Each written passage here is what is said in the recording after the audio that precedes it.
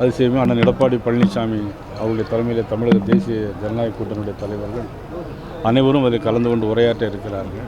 அதற்கான ஏற்பாடுகள் தீவிரமாக இருக்கிறது. பஞ்சப்பூரும் இதே மைதானத்தில் ஹெலிகாப்டரில் வந்து இறங்கி 5 மணிக்கெல்லாம் வந்து இறங்கி பிறகு 6:30 மணி வரையிலும் இதே மைதானத்தில் இருந்து பேருரையாற்ற இருக்கிறார்கள். அரசு விழா நிகழ்ச்சி நடந்து கொண்டிருக்கிறது.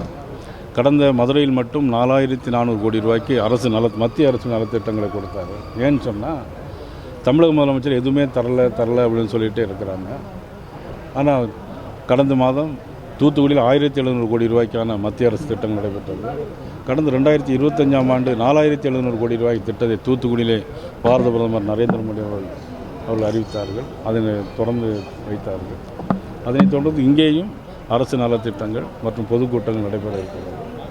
நிச்சயமாக தமிழக மக்கள் ஒரு ஆட்சி மாற்றத்தை எதிர்நோக்கி கொண்டிருக்கிறார்கள் என்பது இன்றைக்கி எல்லாருக்கும் தெரியும், உங்களுக்கும் தெரியும். நிச்சயமாக வெகு விரைவில் ஆட்சி மாற்றம் ஏற்படும். 11ஆம் தேதிக்குள்ளே தொகுதி பங்கீடு முடிஞ்சிருமா சார்? பிரதமர் இங்கே மேடை ஏறும்போது தொகுதி பங்கீடு முடிய இல்லை, அது குறித்து இப்போ எதுவும் சொல்ல முடியாது.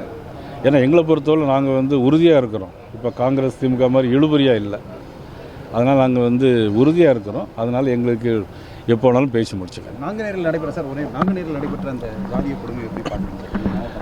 அதாவது ஜாதிய கொடுமைன்னு சொல்ல காட்டிலும் தமிழ்நாட்டில் முதலமைச்சர் ஆட்சியில் கஞ்சா போதைப் பொருள் அதிகமாக நடமாட்டம் இருக்குது. சிந்தட்டிக் ட்ரக் அதிகமாக இருக்குது. அங்கே கஞ்சா போட்டுவிட்டு போகிற வரவங்களாம் வெட்டுறாங்க. ஆனால் சிவகங்கையில் பார்த்தீங்கன்னா போகிற வரவங்களெல்லாம் வெட்டிக்கிட்டு இருக்கிறாங்க. எங்கேயுமே இருக்க முடியல. கொங்கு பகுதியில் பார்த்தீங்கன்னா வயதானவர் வீட்டில் இருக்க முடியல.